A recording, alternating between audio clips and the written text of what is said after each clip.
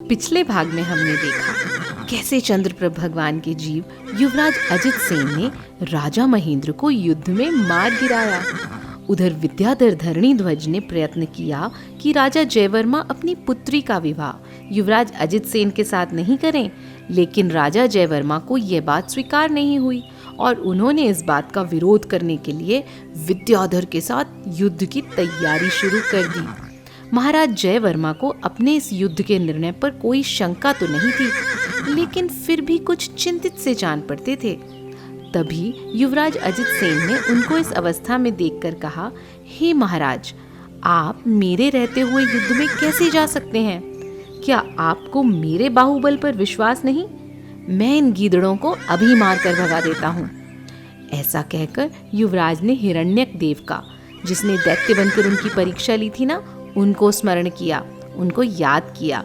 याद करते ही हिरण्यक देव दिव्य अस्त्र शस्त्रों से भरा हुआ रथ लेकर युवराज के पास प्रकट हो गए। युवराज अजित सेन उस रथ पर सवार हुए और हिरण्यक देव बड़ी ही चतुराई से रथ को चलाने लगे। धरणीध्वज और कुमार अजित सेन के बीच घमासान युद्ध हुआ। अंत में युवराज ने उसे मार गिराया, जिससे उसकी सारी सेना भाग खड़ी हुई। फिर हमारे कथानायक चंद्रप्रभ भगवान के जीव युवराज अजित सेन ने सम्मान पूर्वक हिरण्यक देव को विदा किया और धूमधाम से नगर में प्रवेश किया। राजा जयवर्मा ने भी शुभ मुहूर्त में युवराज के साथ शशि प्रभा का विवाह संपन्न किया। विवाह के बाद युवराज कुछ दिन तक वहीं रहे और फिर शशि प्रभा के साथ अयोध्या नगरी वापस आ गए। पिता अजितंजय ने वधू के साथ आए हुए चंद्रप्रभ भगवान के जीव अपने पुत्र अजित सेन को बड़े उत्सव के साथ नगर में प्रवेश करवाया। एक दिन अयोध्या नगरी में स्वयंप्रभ तीर्थंकर का समोसरण आया था। जब राजा अजितंजय को इस बात का पता चला, तब वे शीघ्र ही तीर्थंकर भगवान के दर्शन करने के लिए गए। जिनेंद्र भगवान से संसार का असली स्वरूप सुनकर वो इतने प्रभावित हुए कि उन्होंने गणधर महाराज से वहीं समोसरण में दीक्षा ले ली और घोर तपश्चरण करने लगे। युवराज अजित सेन, जो चंद्रप्रभ भगवान के जीव थे ना, उन्हें पिता के वियोग से बड़ा दुख हुआ। कुछ दिनों बाद मंत्रिमंडल ने युवराज का राज्याभिषेक किया। उधर महाराज अजितंजय को केवल ज्ञान प्राप्त हुआ और इधर अजित सेन की आयुधशाला में चक्र रत्न प्रकट हो गया। पहले धर्म कार्य ही करना चाहिए, ऐसा सोचकर नए राजा अजित सेन ने पहले केवली अजितंजय भगवान का केवल ज्ञान महोत्सव बनाया और फिर वहां से आकर दिग्विजय के लिए निकल गए।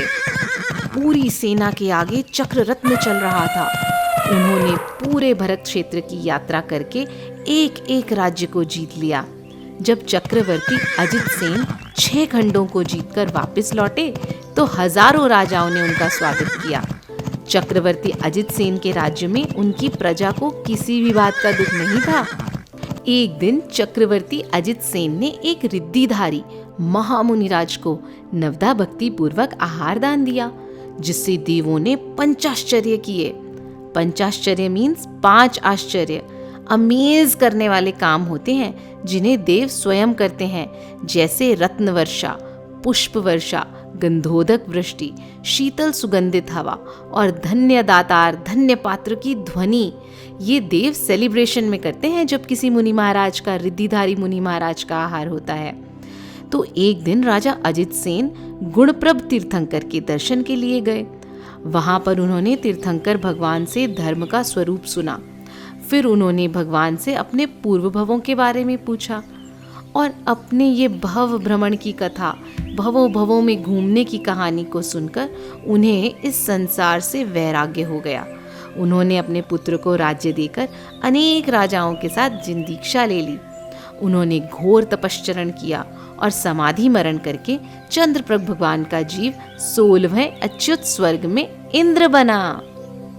स्वर्ग में अपनी आयु पूरी करके चंद्रप्रभ भगवान के जीव ने मंगलावती देश के रत्न संचयपुर नगर के राजा कनकप्रभ और रानी कनकमाला के यहाँ पद्मनाभ नाम के बालक के रूप में जन्म लिया। एक दिन किसी कारणवश राजा कनकप्रभ को इस संसार से वैराग्य हो गया और उन्होंने अपने पुत्र पद्मनाभ को राज्य देकर मुनि दीक्षा ले ली। पद्मनाभ भी न्यायपूर्वक राज्य करने लगे। पद्मनाभ का गृहस्थ जीवन अपनी रानी सोमप्रभा और पुत्र सुवर्णनाभि के साथ बहुत ही अच्छे से सुखमय बीत रहा था। अचानक एक दिन राजा पद्मनाभ को अपने नगर में मुनि महाराज के आने का शुभ समाचार मिला। नगर के सारे लोग अपने हाथों में पूजा की सामग्री लिए राजा के साथ मुनि महाराज के पास जा पहुंचे। राजा पद्मनाभ ने भी मुनि महाराज को नमस्कार किया और पूर्ण विनय से भक्ति की। मुनि महाराज ने सभी को धर्म वृद्धि का आशीर्वाद दिया। राजा पद्मनाभ हाथ जोड़े मुनि महाराज के चरणों में अपने कल्याण के लिए उपदेश सुनने को आतुर बैठे थे। मुनिराज के उपदेश सुनकर राजा पद्मनाभ का अगला कदम क्या होगा? क्या वे वैराग्य से भरकर अपने पिता की तरह ही जिन दीक्षा लेंगे या श्रावक के व्रत लेकर पहले की तरह राज्य करेंगे? ये सब हम जानेंगे अगले भाग में।